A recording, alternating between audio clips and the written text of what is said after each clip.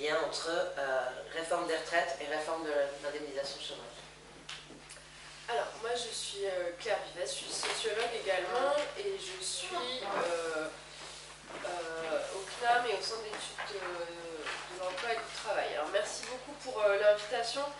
Je suis particulièrement contente de cette invitation parce que, d'une part, la réforme d'assurance chômage est passée complètement inaperçue, comme l'a dit Karel, alors que en termes de réduction des droits, on va voir que on est là aussi dans un niveau qui est très proche de celui de l'assurance chômage, enfin de la retraite, on ne va pas comparer, mais voilà, il y a une attaque contre les droits des chômeurs qui est quand même très forte avec cette réforme. Et la deuxième raison, c'est que ça me paraît particulièrement intéressant de regarder conjointement ces deux réformes, parce que on va voir qu'il y a des logiques qui sont similaires, et que ça permet de déconstruire un certain nombre de discours et sur l'universalité notamment, et de comprendre ce qui se joue derrière les discours, ce qu'il était important pour les réformateurs d'attaquer en termes de protection sociale, qu'est-ce qu'ils avaient dans le viseur, et de voir que c'est bien un programme, j'allais dire, systématique d'attaque contre la protection sociale, et pas une réforme technique pour réduire je ne sais quel déficit construit de toutes pièces. Je vais intervenir en trois parties. D'abord, je vais faire une présentation très générale du système français d'assurance chômage. Ensuite, je reviendrai sur la réforme de 2009. Et dans un troisième temps, je proposerai de réfléchir aux articulations entre la réforme des retraites et la réforme d'assurance chômage. Alors j'imagine que dans la salle, les niveaux de connaissance de l'assurance chômage et de la protection sociale en général sont très hétérogènes. Donc vous pouvez m'interrompre en fait en cours parce qu'on est obligé de passer par des détails techniques et donc voilà, n'hésitez pas à poser des questions en cours de route sur des choses un peu techniques. Donc pour commencer, comment fonctionne l'assurance chômage en France ?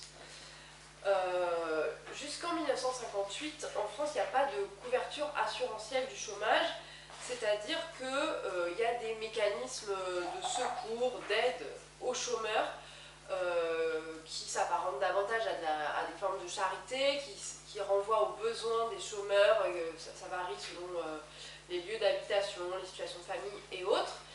Et c'est seulement à partir de 1958 que se met en place un système assurantiel contre le chômage.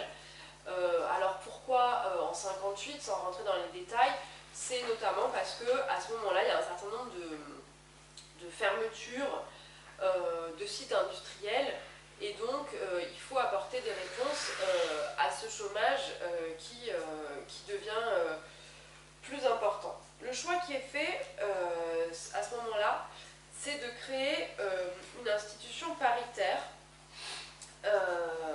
Alors vous avez entendu comme nom d'institution soit régime d'assurance chômage, soit UNEDIC, soit ACEDIC. Je ne rentre pas dans les détails institutionnels pour cette présentation, on n'aura pas besoin. Il faut comprendre juste ce que c'est qu'un régime paritaire. Un régime paritaire, c'est donc une institution, une caisse, qui est gouvernée à parité entre les organisations syndicales d'employeurs et de salariés. C'est-à-dire qu'il y a le même nombre de représentants des employeurs et des salariés qui vont prendre les décisions en matière d'assurance chômage. Et cette égalité apparente, elle est très importante parce qu'en France, vous avez un éclatement du paysage syndical, c'est-à-dire qu'il y avait, il y a dans l'assurance chômage 5 organisations représentatives des salariés et vous en avez 3 qui sont représentatives des employeurs.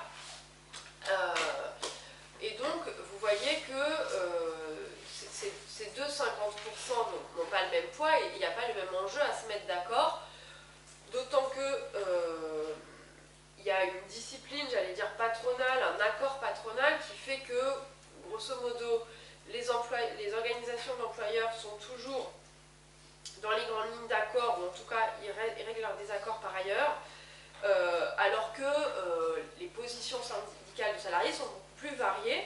Donc concrètement, en matière d'assurance chômage, il suffit à la partie employeur de trouver une organisation et de se mettre d'accord avec cette organisation, et la position patronale va être adoptée. Donc voilà, pour vous dire un peu comment ça fonctionne. Maintenant, on passe au fonctionnement de l'indemnisation à proprement parler. Donc l'assurance chômage assurantielle est financée par des cotisations sur les salaires. Mécanisme qui existe également en matière de retraite. Donc il y a une cotisation sur les salaires qui va dans une caisse, et ensuite on calcule le montant de l'allocation. Le principe, c'est que le montant de l'allocation, c'est un pourcentage de votre ancien salaire, et que plus votre salaire était bas, plus le taux de remplacement sera élevé, c'est-à-dire que en proportion, votre allocation chômage sera plus grande si vous aviez un salaire faible qu'un salaire élevé, mais par contre, c'est juste une proportion. Pour vous donner un ordre de grandeur, le taux de remplacement de l'assurance chômage, c'est entre 57 et 75%. C'est-à-dire que les gens qui ont les salaires les plus élevés perçoivent ensuite 57% de leur salaire brut une fois qu'ils sont au chômage. Ceux qui ont les salaires les plus faibles perçoivent 75% de leur salaire brut. Voilà. Initialement, l'assurance chômage, elle est pensée comme un revenu de remplacement en cas de chômage total. C'est-à-dire, si vous êtes au chômage, vous n'avez plus de revenus, vous êtes complètement au chômage, vous n'avez plus de revenus, et donc l'assurance chômage va se substituer à votre salaire. Voilà, ça c'est la situation la plus simple sur laquelle on a une très grande stabilité, je vais dire, depuis 1958.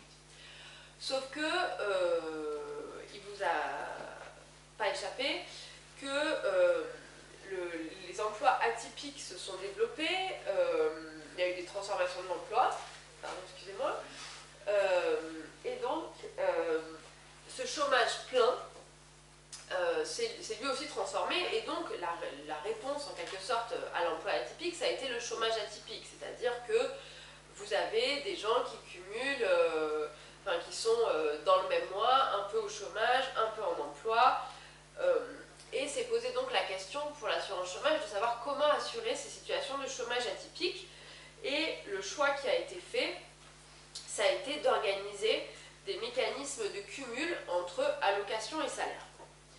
Donc aujourd'hui, ce qui se passe, c'est que alors que l'assurance chômage était initialement pensée pour être un revenu de remplacement, elle est pour un certain nombre d'allocataires un revenu de complément. C'est-à-dire qu'il y a des gens qui sont durablement dans des situations de précarité, d'emploi discontinu, et qui vont cumuler pour leurs revenus du salaire et des revenus d'allocation chômage. Alors ça, c'est un mécanisme qui est très intéressant. C'est pas le cœur de mon intervention, mais je veux quand même insister dessus, parce que ce cumul entre allocation et salaire, il peut faire l'objet de plusieurs grilles de lecture, et c'est une tension qui traverse l'assurance chômage depuis les années 80, qui est de savoir comment est-ce qu'on assure ce chômage atypique, c'est-à-dire est-ce qu'on se cantonne à se dire que c'est des gens qui travaillent partiellement, donc ils vont avoir des petits droits puisqu'ils ont travaillé un petit peu, on va leur donner un petit droit à l'assurance chômage, ou au contraire, est-ce qu'on pense autrement ce type de cumul? Ça a notamment été le cas par exemple pour les intermittents du spectacle, où la logique est complètement différente.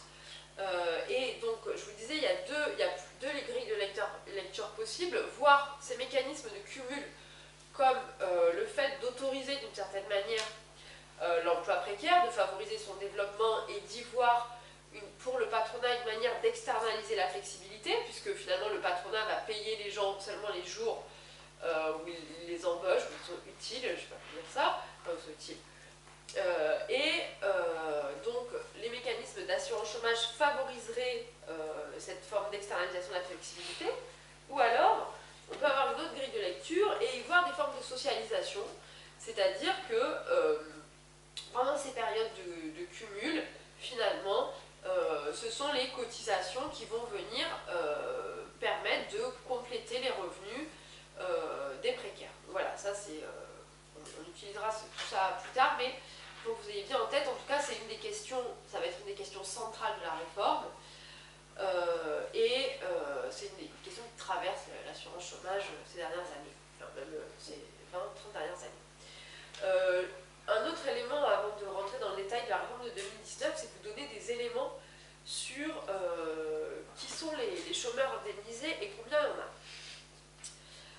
Aujourd'hui, un demandeur d'emploi sur deux inscrit à Pôle emploi n'est pas indemnisé, parce qu'il y a un certain nombre de règles pour avoir accès à l'indemnisation et les gens n'ont pas suffisamment cotisé ou alors ils ont épuisé leurs droits et donc ils ne parviennent pas à être indemnisés.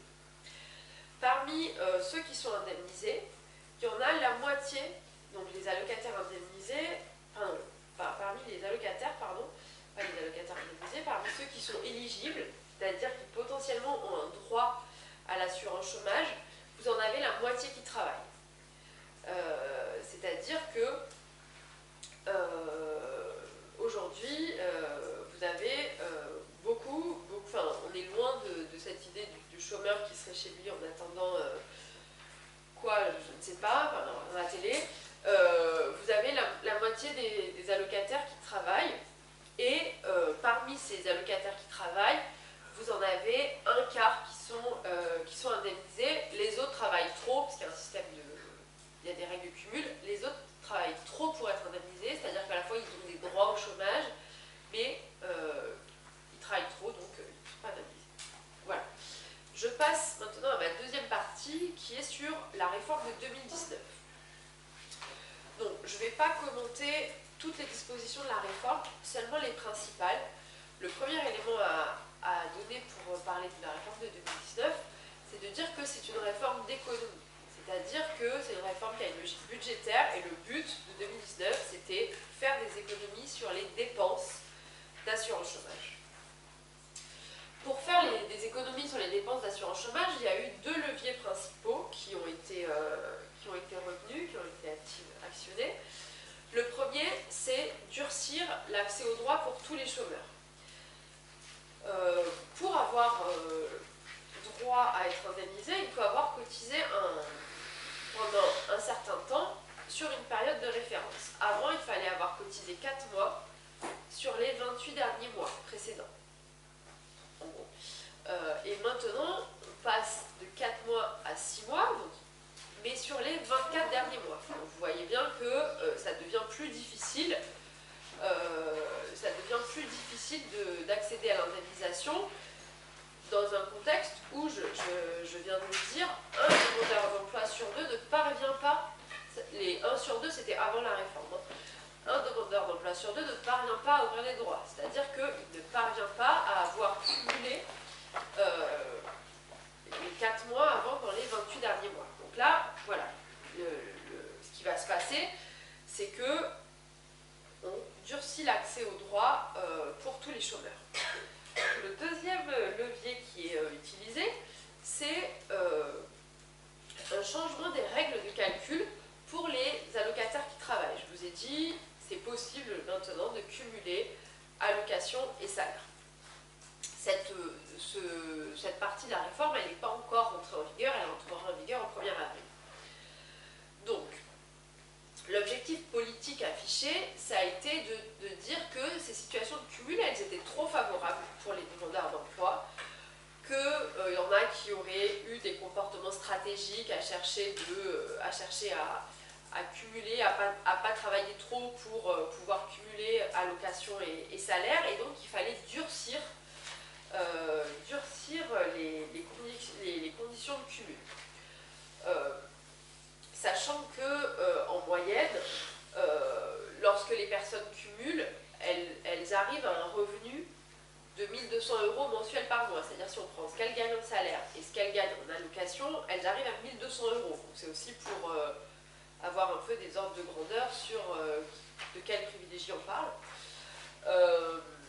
Donc la réforme, elle prévoit de changer le mode de calcul de l'allocation et elle le fait en supprimant salaire, c'est-à-dire qu'avant, pour calculer le cumul, on prenait tous les jours travaillés sur la période de référence et on divisait, enfin on prenait pardon, le salaire de tous les jours travaillés sur la période de référence et on le divisait par le nombre de jours travaillés. Demain, à partir d'avril, on va prendre tous les salaires que vous avez gagnés sur la période, sauf qu'au lieu de le diviser par le nombre de jours travaillés, on va le diviser par le nombre de jours sur la période. Vous voyez bien que mécaniquement, ça va faire baisser le montant de l'allocation. Voilà. Sur la réforme de 2019, je me contenterai de ces deux éléments. Il y a un élément aussi très important sur la dégressivité pour les cadres. J'en parlerai peut-être en conclusion, mais je ne veux pas trop rentrer dans les détails. Maintenant, je passe au troisième point, sur l'articulation entre la réforme des retraites et la réforme de l'assurance chômage. Et ce que je voudrais vous montrer, c'est que ce sont des logiques qui sont identiques et qui en fait se renforcent mutuellement. On va donc voir des choses communes avec ce qu'a expliqué Nicolas. Donc, d'abord un premier point, en termes de points communs, sur la méthode. Comme dans le cas de l'assurance chômage, de la retraite, pardon, on a une situation de déficit construit. C'est-à-dire qu'on dit il faut réformer l'assurance chômage parce qu'il y a un problème de financement, sauf qu'on organise l'absence de financement, puisque depuis 2001, les cotisations de l'assurance chômage n'ont pas augmenté, alors que le niveau de chômage a très fortement augmenté, et que la variable augmentation des cotisations ne fait jamais partie des outils qui sont discutés au cours des négociations, comme l'a expliqué Nicolas sur la retraite. L'autre point commun, c'est une forme de reprise en main par l'État des décisions en matière d'assurance chômage. Donc l'assurance chômage, je vous ai dit que c'est dirigé par les organisations syndicales et patronales, enfin, c'est elles qui prennent les décisions, c'est-à-dire que tous les 2 ou 3 ans, elles négocient et ensuite elles mettent en œuvre les accords les accords qui ont été négociés. Depuis 2017, le rythme des négociations s'est accéléré à la demande de l'État, et surtout, l'État a fait 2 choses. La première, c'est que il y a eu la décision de supprimer les cotisations des salariés qui ont été remplacées par la CSG. Donc ça, c'est une manière de sortir les salariés, en fait, de supprimer toute légitimité finalement aux salariés de dire ce qu'ils veulent en matière d'assurance chômage. Les pouvoirs étaient déjà pas très importants, mais là, voilà. C'était quoi l'argument ? L'argument, c'était un argument d'universalité, justement, en disant, en remplaçant la cotisation par la CSG, on va faire contribuer tout le monde, notamment les fonctionnaires, alors que la cotisation sur aujourd'hui, pas aujourd'hui, mais avant, les fonctionnaires, par exemple, ne cotisaient pas à l'assurance chômage. Ils ne cotisaient pas parce que, par définition, c'est pas un risque pour eux le chômage, puisqu'ils sont fonctionnaires. Mais c'est l'argument qui a été avancé, ça a été un argument d'universalité, et dans une moindre portée, l'objectif politique, c'était d'augmenter le pouvoir d'achat, l'objectif politique du court terme, c'était d'augmenter le pouvoir d'achat des salariés, sachant que la cotisation aux salariés à l'assurance chômage, avant qu'elle soit supprimée, c'était 2,4%. C'est pas non plus une augmentation du pouvoir d'achat magistral. Premier élément donc de la reprise en main par l'État, c'est la suppression des cotisations des salariés. Deuxième élément, c'est que désormais l'État donne une lettre de cadrage avant chaque négociation. Et là, en l'occurrence en 2019, la lettre de cadrage, c'était réaliser 1,3 milliard d'euros d'économies par an. Donc, sachant qu'il n'y a pas d'augmentation des cotisations possibles, parce que de toute façon, le MEDEF et le patronat en général n'en voulaient pas, donc ils n'auraient pas signé. Donc, le seul levier qui restait aux organisations syndicales, c'était d'organiser eux-mêmes une réduction des droits des chômeurs. Donc, il n'y a pas eu, la négociation suite à cette lettre de cadrage n'a pas donné lieu à un accord. Il n'y a pas eu d'accord, et donc l'État a repris la main par décret. Ce qui aurait dû, je ne sais pas si j'ai été très claire, donc je récapitule rapidement. Ce qui aurait dû se passer, c'est une négociation d'assurance chômage, comme il y en a eu jusqu'ici, sauf que l'État a dit on ne donnera notre agrément à cet accord que si vous réalisez 1,3 milliard d'euros d'économies par an, et donc il n'y a pas eu d'accord puisque les organisations syndicales n'ont pas voulu organiser cette baisse des droits des chômeurs, et donc l'État a repris la main et a fait des décrets. C'est dans ces décrets qu'étaient inscrites les dispositions que je vous ai expliquées ensuite. Donc, vous voyez en termes de méthode la proximité avec ce qui se passe sur la retraite, où l'État, là aussi, a repris la main. Il a fait un projet de loi. Maintenant, il y a cette conférence de financement où finalement la proximité est très forte, puisque ce qu'on dit aux organisations syndicales, c'est trouver une solution pour répondre au cadrage donné par l'État, solution où il ne doit pas y avoir d'augmentation de cotisation. Alors voilà, la CFDT est persuadée de trouver une solution miracle.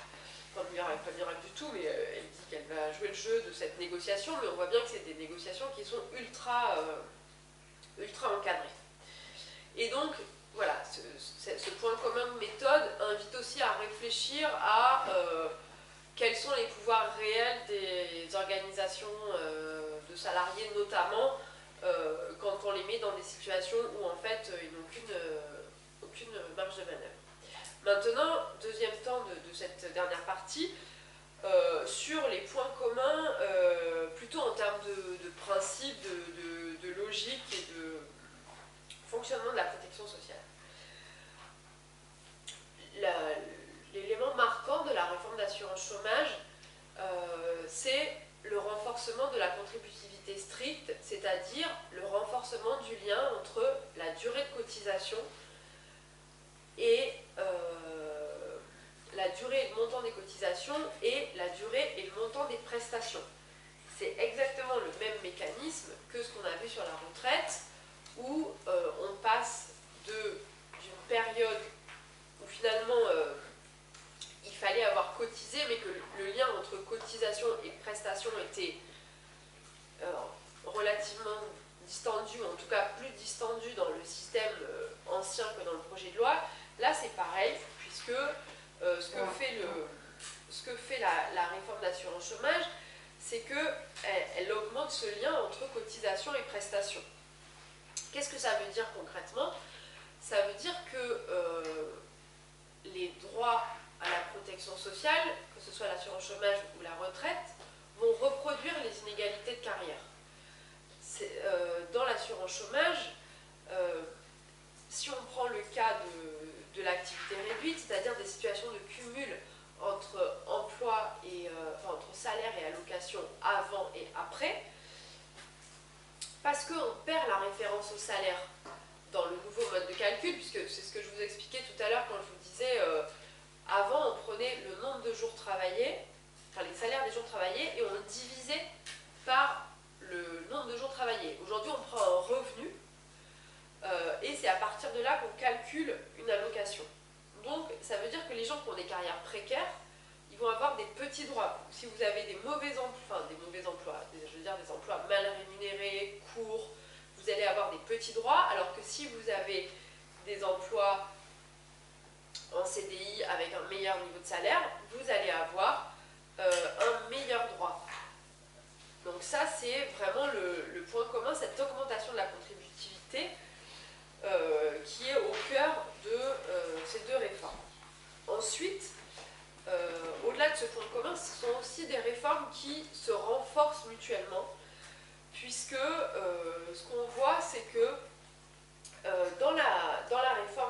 de retraite, pardon, on va changer le mode de calcul, la manière de prendre en compte les périodes de chômage.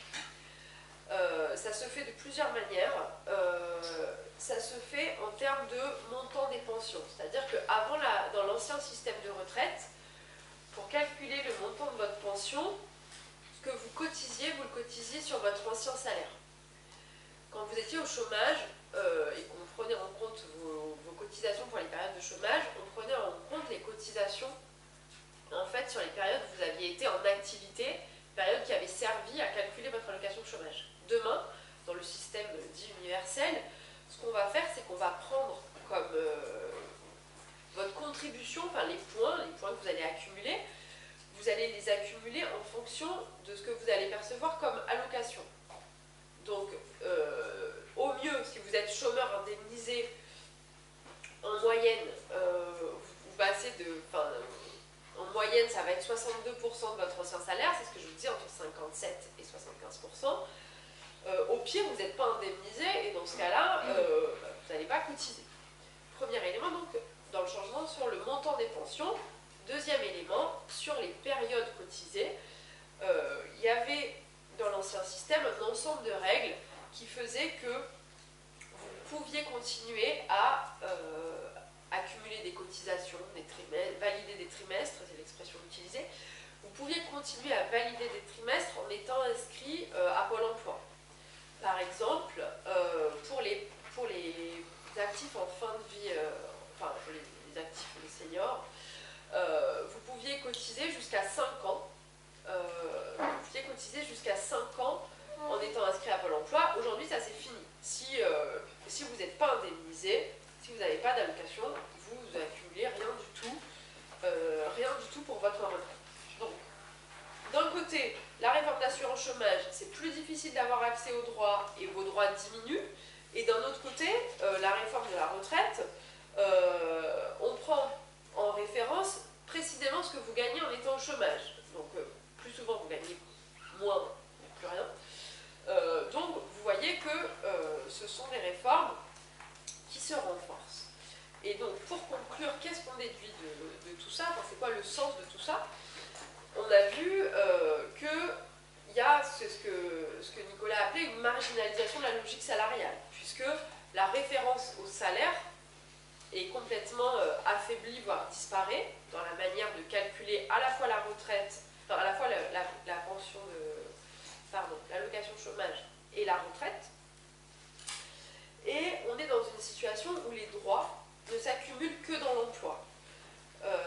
Et donc, en renforçant la contributivité, on est dans une situation où vous renforcez l'assujettissement des travailleurs, en fait, au marché de l'emploi, vous renforcez leur subordination, puisque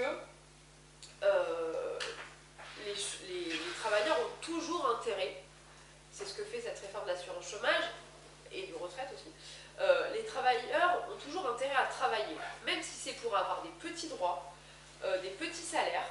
Certes, ils ont des petits droits, des petits salaires, mais c'est toujours, j'ai envie de dire, c'est toujours ça de prix, et surtout s'ils ne le font pas, ils ont zéro. Et donc, on voit que ces réformes, elles ont un double objectif, c'est diminuer les droits à la protection sociale, donc pour les périodes hors emploi, et surtout, et aussi, renforcer l'assujettissement à l'emploi, voire même au marché, puisque un certain nombre de personnes sortent du cadre salarial pour aller vers l'auto-entrepreneuriat et autres.